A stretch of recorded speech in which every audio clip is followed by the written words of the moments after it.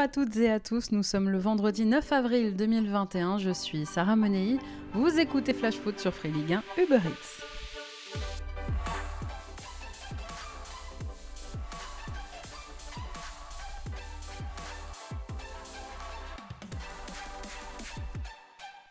Le sprint final est lancé. La dernière journée de Ligue 1 a rabattu les cartes, surtout en haut de tableau. Paris, deuxième, a désormais 3 points de retard sur le leader lillois et Monaco est monté sur le podium au détriment de l'OL. Ce week-end, cap sur l'est de la France pour les 2 premiers du classement. Le leader lillois va à Metz ce soir. Son dauphin parisien sera à Strasbourg demain après-midi. L'AS Monaco et l'OL au coude à coude, je le disais aujourd'hui, pour une place sur la 3e marche du podium, recevront respectivement Dijon et Angers dimanche. Dans le sud, le derby méditerranéen entre l'OM et Montpellier aura un goût d'Europe, un goût de place en Europa League. En bas de tableau et concernant la lutte pour le maintien, les rencontres entre Brest et Nîmes, entre Saint-Etienne et Bordeaux vont valoir très cher. Allez, dans le détail, on voit ça dans un instant.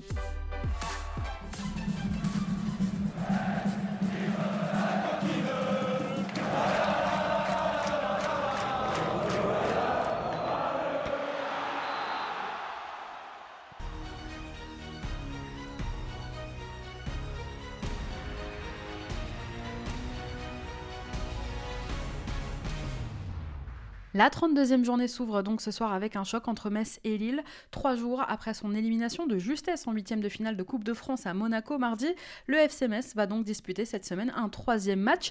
Metz qui connaît un coup d'arrêt depuis quelques semaines et qui ne gagne plus. En Ligue 1, les Messins n'ont plus gagné depuis fin février. À Bordeaux, ça fait 4 matchs sans succès et un seul petit point pris. Les Grenats voient la qualification européenne leur échapper. Ils sont 9e aujourd'hui au classement à 7 points de la 5e place. Lille, de son côté, une semaine après sa victoire sur la pelouse du Paris Saint-Germain le week-end dernier, a repris la tête du championnat. Les Dogs vont avoir à cœur de capitaliser sur leur succès face à Paris et surtout de prendre 3 points pour rester en tête. Pour le moment, Lille est l'équipe du championnat qui a perdu le moins de matchs cette saison, seulement 3. Lille dispose en plus de la meilleure défense de Ligue 1 avec seulement 19 buts encaissés, dont 9 en déplacement. Le dernier rempart lillois, Mike Maignan, s'est montré décisif à plusieurs reprises cette saison. Il a gardé sa cage inviolée le week-end dernier face au PSG pour la 17e fois de la saison. Et puis les hommes de Christophe Galtier voyagent très bien avec déjà 10 victoires et 4 nuls contre seulement une seule défaite à l'extérieur. Mais attention, historiquement, le FC Metz réussit plutôt bien sur ses terres face au LOSC avec 29 victoires et 13 nuls contre seulement 10 défaites. Ce soir donc, les Grenats pourraient bien jouer un mauvais tour aux Lillois. Côté compo, les Dogs seront privés de leur attaquant canadien Jonathan David qui s'est blessé le week-end dernier au Parc des Princes. Jérémy Pied et Youssouf Yazici sont eux aussi forfaits. L'un est blessé, l'autre est positif au Covid. Exclu le week-end dernier à Paris, Thiago Diallo est suspendu. En revanche, Christophe Galtier réintègre Zeka, écarté pour motif disciplinaire la semaine dernière. Il récupère aussi Galtier Zeki Çelik, sorti de l'isolement après avoir contracté le Covid pendant la trêve. Le défenseur turc fait son retour. Metz, de son côté, se présentera contre Lille avec le même groupe qu'à Monaco en début de semaine, à une exception près. De retour de suspension, le capitaine des Grenats, John Boy, fait son retour. Pour le reste, les indisponibilités restent nombreuses. L'attaquant Ibrahima Niane, absent depuis octobre, a eu l'autorisation de reprendre avec un préparateur physique avant de retrouver le groupe. Le Sénégalais peut donc espérer réapparaître peut-être pour les dernières journées. Pareil pour Kevin Ndoram qui a rechuté. Il a ressenti une douleur à la cuisse lors de son grand retour samedi dernier à Monaco en Ligue 1. Il devrait reprendre le 19 avril. Pareil pour Opa Nguet. En revanche, la saison des milieux, Vincent Pajot et Warren Chimbembe, est terminée. Enfin, le deuxième gardien messin, Marc-Aurèle Caillard, positif au Covid en début de semaine, est forfait. Mais le titulaire au poste, Alexandre Oukidja, suspendu pendant 4 matchs, a fait son retour en coupe contre Monaco mardi. Il va reprendre sa place en Ligue 1 ce week-end. Un retour qui peut faire du bien aux Messins, puisque lors des 3 derniers matchs de championnat que les Grenats ont disputés en son absence, eh bien, ils ont encaissé quand même 9 buts. Metz-Lille, coup d'envoi ce soir 21h. On jette un coup d'œil aux autres rencontres du week-end et on commence par un match de demain à 17h à Lameno. Strasbourg reçoit le Paris Saint-Germain. Le PSG qui, en plein quart de finale européen, doit se remettre la tête à la Ligue 1. 3 jours après son grand succès sur la pelouse du Bayern Munich et 3 jours avant le match retour au Parc des Princes. Paris, aujourd'hui à 3 points du leader lillois en championnat, ne doit pas lâcher des points au risque de voir les Dogs prendre le large dans la course au titre. Strasbourg, de son côté, 13e au classement, sort d'une victoire glanée 3-2 le week-end dernier face aux Girondins de Bordeaux. On jette un œil au compo, probable aux blessés, surtout toujours beaucoup d'absents ce week-end côté parisien. Le 11 aligné par Mauricio Pochettino mercredi soir à Munich pourrait évoluer ce week-end dans l'optique évidemment de faire souffler quelques cadres avant le retour mardi prochain. Ce samedi, le Paris Saint-Germain sera encore privé de Juan Bernat, d'Alessandro Florenzi et de Marco Verratti. Neymar, exclu le week-end dernier face à Lille, est suspendu.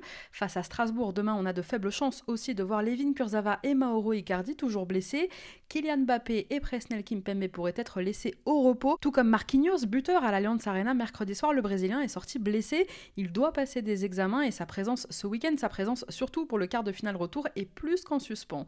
En revanche, Abdou Diallo, sorti malade à la mi-temps face au Bayern, pourrait tenir sa place ce week-end, tout comme Leandro Paredes, de retour de suspension.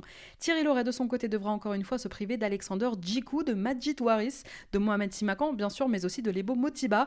Kevin Zoe est lui incertain. Strasbourg-PSG, coup d'envoi demain 17h. À 21h demain soir, c'est un derby qui vous attend. Montpellier qui va accueillir Marseille. 8e au classement, les Héroltais ont ce week-end l'occasion de revenir à hauteur des Marseillais et à un point de Lens, se replaçant plus que jamais dans la course à la 5e place, synonyme évidemment d'Europe. Si les Montpelliérains accrochaient l'Europe d'ailleurs en fin de saison, Michel Derzakarian pourrait bien rester sur le banc du MHSC. En attendant, sachez que la tendance est quand même favorable. Le feuilleton de sa prolongation a franchi un cap supplémentaire cette semaine puisqu'une nouvelle réunion s'est tenue hier entre le président du club, Laurent Nicolin, l'agent du coach et Bruno Carotti, le directeur sportif héroltais. Après 4 ans passés au club, Derzak pourrait bien donc prolonger l'aventure pour la 2e fois en 2 ans, ce qui ferait de lui le coach resté le plus longtemps en place à Montpellier devant René Girard, devant même l'illustre Michel Mézy. L'OM, de son côté, après une victoire poussive contre la Lanterne Rouge dijonnaise le week-end dernier, a l'occasion de distancer ses poursuivants au classement et pourquoi pas de chipper la 5e place lensoise ce week-end. Côté compo, maintenant à Marseille justement, Jordan Amavi et Valentin Rongier se font attendre. Ils ne seront pas encore là ce week-end. Ce matin, d'autres Marseillais n'étaient pas à l'entraînement. Il s'agissait de Yuto Nagatomo, blessé contre Nice, Christopher Roca et Johan Pelé, déjà forfait contre Dijon et absent donc ce matin à la commanderie. En revanche, Jorge Sampaoli pourra compter ce week-end sur Douye Kaleta-Tsar, suspendu la semaine dernière face à Dijon. Le défenseur croate fait son retour. À Montpellier, Derzak pourrait devoir compter lui sur un groupe quasi complet. TJ Savanier, forfait lors des 2 dernières rencontres pour une contusion à la hanche, fera son retour. Souffrant d'une béquille ces derniers jours, Jordan Ferry va bien. Et incident diplomatique d'ailleurs ce matin à Gramont, puisque l'influenceur marseillais Bengous, à l'initiative de son sponsor, a rendu une petite visite aux joueurs montpelliérains. Il a même posé en photo avec Andy Delors. Autant vous dire que ça n'a pas vraiment plu aux supporters marseillais. Tu commences à me gonfler des fois, hein? Avec tout le respect que je te dois, je te connais même pas gros, mais c'est commence à me gonfler, hein? De piétiner l'Olympique de Marseille comme ça? Et se fait passer pour des calamars encore? Eh mon biais maintenant, mon biais! Qu'est-ce que c'est cette histoire? Le derby est lancé, Montpellier-Marseille, coup d'envoi demain 21h. Dimanche à 13h, c'est Rennes qui accueillera Nantes, on y revient dans un instant. Dimanche, comme d'habitude, 4 matchs aussi à 15h et on commence par un classique de notre championnat avec Bordeaux qui accueille Saint-Etienne. 2 équipes dans le brouillard, 2 monuments du foot français en difficulté cette saison, voire même en danger.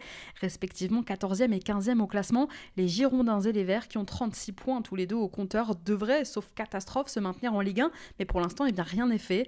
Face à Strasbourg, le week-end dernier, les Girondins ont encaissé 3 buts dans la première demi-heure. Ils restent sur 2 défaites consécutives et doivent absolument relever la tête. Saint-Étienne, de son côté, veut confirmer son succès acquis aux Costières dimanche dernier. Pour sa première en Ligue 1, le jeune gardien Étienne Green, qui porte très bien son nom, a rendu une copie quasi parfaite avec un péno arrêté, notamment face à Renaud Ripard en fin de rencontre. On n'avait plus vu un gardien arrêter un pénalty lors de son premier match en Ligue 1 depuis un certain Michael Landreau. Alors Green devrait être une nouvelle fois aligné ce week-end puisque Jesse Moulin et Stéphane Bajic sont forfaits. Pour cette rencontre, d'ailleurs, l'entraîneur Claude Puel sera privé aussi de Riyad Boudbouz, d'Yvan Masson et d'Alpha Sissoko, tous les 3 blessés. Côté Girondin, Loris Benito fait son retour de suspension côté droit, mais Otavio, Samuel Kalou et Dylan Bakwa sont toujours blessés. Kalou, qui souffre d'une déchirure, a quand même repris l'entraînement individuel cette semaine. Bordeaux-Saint-Etienne, coup d'envoi dimanche 15h. À 15h, toujours, c'est Lens qui reçoit Lorient. Le RC Lens qui veut continuer à rêver d'Europe, toujours aussi emballant en Ligue 1. Le promu est 5e à l'aube de cette 32e journée avec un point d'avance sur Marseille. Les 100 et or ont leur destin entre les mains, mais une victoire face au Merlu sera quand même assez impérative pour continuer à rêver.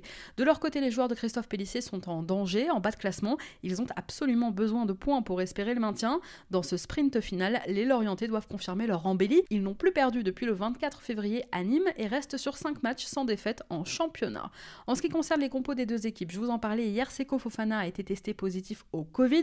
Il ne pourra pas participer donc à la réception de Lorient. Le reste de l'effectif a aussi été testé. 3 autres Lensois sont positifs. Il s'agit de Loïc Badé, de Tony Mauricio et d'Ignatius Ganago. Florian Sotoka, lui blessé, est absent aussi ce week-end. Retour en revanche de Facundo Medina qui a purgé sa suspension. Côté Merlu, Quentin Boigard, Jérémy Morel, Mathieu Saunier, Thomas Fontaine, Thiago Ilori, tous blessés sont forfaits. Andrea Gravillon est au chevet de son épouse et Paul Nardi est suspendu. Lens-Lorient, coup d'envoi à Bollaert dimanche 15h. À la même heure, c'est Brest qui recevra Nîmes. C'est un peu le match de la peur entre ces deux équipes.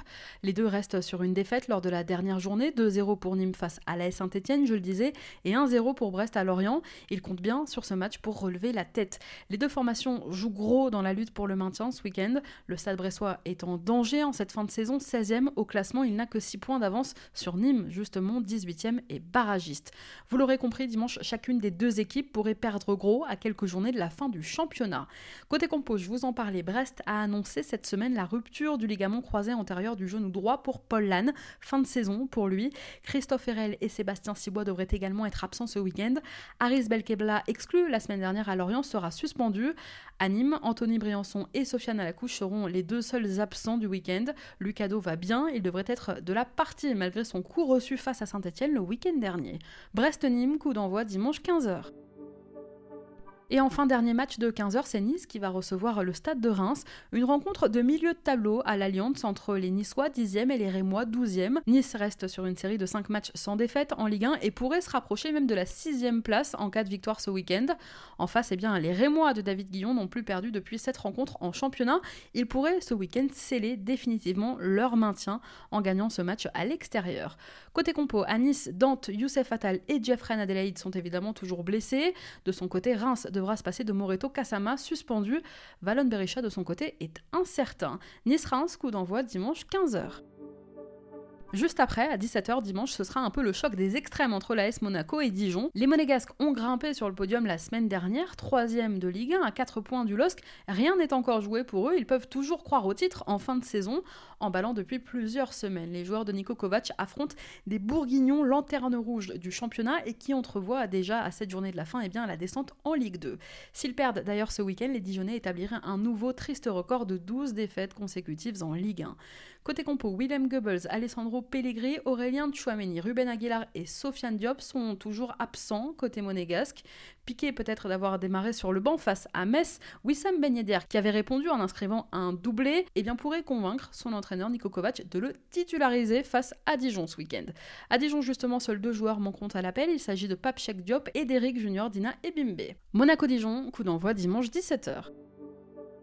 Enfin, dernière affiche, dimanche soir, 21h, en clôture de cette 32e journée, c'est Lyon qui accueillera Angers. Lyon qui s'est qualifié hier non sans mal contre le Red Star en quart de finale de Coupe de France. Les Lyonnais se sont imposés au tir au but et donc il y aura 5 clubs de Ligue 1 en quart, le PSG, l'OL, Montpellier, Angers et l'AS Monaco. Dimanche, donc l'OL accueille Angers, 4e au classement. Les Lyonnais doivent repartir de l'avant après leur match nul contre Lens et ils n'ont surtout plus le droit à l'erreur s'ils veulent disputer la Ligue des Champions la saison prochaine. En face, ce sont donc des Angevins qui tenteront de jouer un mauvais tour aux hommes de Rudy Garcia pour intégrer pourquoi pas le top 10. Pour ce match, Tino Kadewere, qui souffre d'une déchirure, devrait être absent. Léo Dubois et Oussem Aouar sont incertains. Islam Slimani fait en revanche son retour de suspension ce week-end. Le SCO de son côté a une longue liste de blessés et la Coupe de France n'a rien arrangé. Rachid Alioui, Sofiane Bouffal, Lassana Koulibaly, Enzo Ebos, Jimmy Cabot et Mohamed Ali Cho sont tous forfaits. Mathias Pereira-Lage est lui positif au Covid. Comme chaque semaine cette saison, tous les buts, les résumés de vos rencontres et les plus belles actions du week-end sont à retrouver en quasi direct sur votre appli gratuite Free Ligue 1 Uber Eats.